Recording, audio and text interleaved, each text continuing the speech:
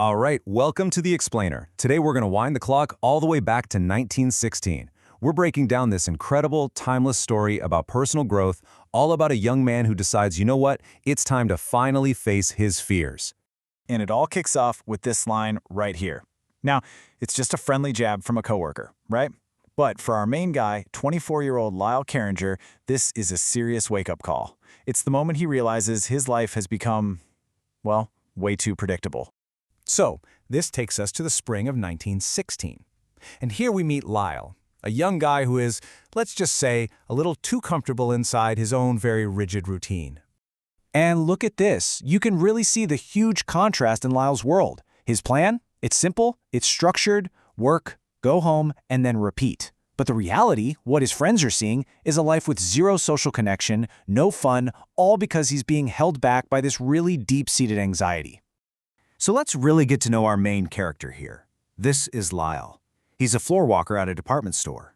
He's super responsible, very dedicated, but he's also incredibly self-conscious, especially about his small size. And he sees these things about himself as just unchangeable facts. And because of that, he avoids social situations like the plague. I mean, just the thought of dancing is enough to make his stomach do backflips. Okay, so this brings us to the summer of 1916. And Lyle's friends, Charlie and Eddie, they are not about to let him just hide away forever. Oh no, they decide it's time for a little intervention. And that push, it comes in the form of a house party. They finally convince him to go. But for Lyle, the whole experience is just pure torture. I mean, the story describes him with sweaty palms and a collar that feels like it's choking him, a feeling I think we can all probably relate to at some point, right? So what happens when he actually tries to talk to someone? Well, he gets introduced to this young woman named Helen, and he just defaults to the only thing he knows, work. He literally recites a store advertisement. It's just a perfect example of how completely out of his element he is. And his buddy Charlie? Yeah, he doesn't pull any punches with his feedback. It's blunt, maybe even a little harsh. But you know what? It's the honest-to-goodness truth that Lyle really needed to hear. It's a starting point, even if it's a really painful one. But you know, this failure, it's exactly what he needed, because this is where the transformation really truly begins. Instead of just giving up, Lyle gets super methodical. He basically creates his own personal program for overcoming his social fears. And his strategy is pretty brilliant. It's really a masterclass in what we'd call a growth mindset today. First, he starts with a super low-stakes goal. Just listen. Don't even try to talk, just listen. Then, okay, he starts practicing speaking, but only on safe topics. Step 3, that's the big one. It's pure exposure therapy. He confronts his biggest fear, which is dancing. And then step 4, and this is the absolute key.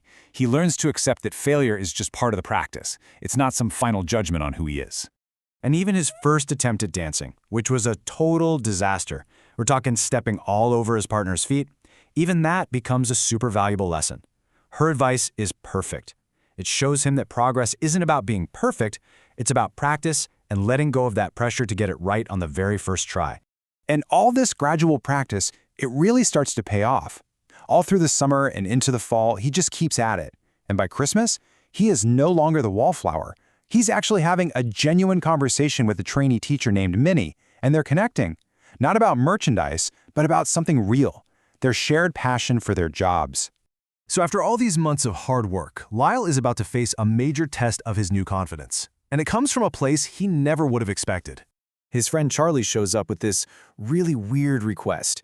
See, his younger brother, Frank, needs more boys to show up at a high school dance. And Charlie's big idea? That Lyle, who is almost 25 years old, should go along as a dance partner to a high school dance. And this is a complete 180. I mean, think about it. For months, Lyle was the social project that his friends had to drag to parties. But now, for the very first time, he isn't just wanted at a party, he's actually needed. He is the solution to someone else's problem, and that starts to completely change how he sees himself. And his decision to say yes? Well, it leads him to a dance that is going to become a totally defining moment in his life. So, against his better judgment, he does it. He accepts. He shows up at the San Diego High School gym on January 19th, 1917, and wow. He immediately sees that Charlie was not exaggerating one bit. There are 2, maybe 3 girls for every single boy there. His presence is genuinely, actually helping. And almost right away, he gets pushed out onto the dance floor. His partner? A 17-year-old junior with these really bright blue eyes. Her name was Bertha Pruitt. And in this moment, something just incredible happens. The old anxious Lyle, he's gone. He finds himself being surprisingly honest with Bertha. He tells her how old he really is. He even admits that he's been practicing his dancing. And then he suddenly realizes he's actually dancing. He's moving with the music, not overthinking a single step. All that practice is finally paid off, and his confidence, it's just become second nature. And this is the turning point. When he tells her about his job at the department store, she doesn't judge him at all. And with this one simple, accepting line from her, Lyle feels this huge weight just lift off his chest. For maybe the first time, he feels completely and totally understood. Now, the story ends right there, but his transformation, it's complete. He is absolutely not the same shy, anxious boy from the beginning of this story. And it really leaves us with a final thought, doesn't it?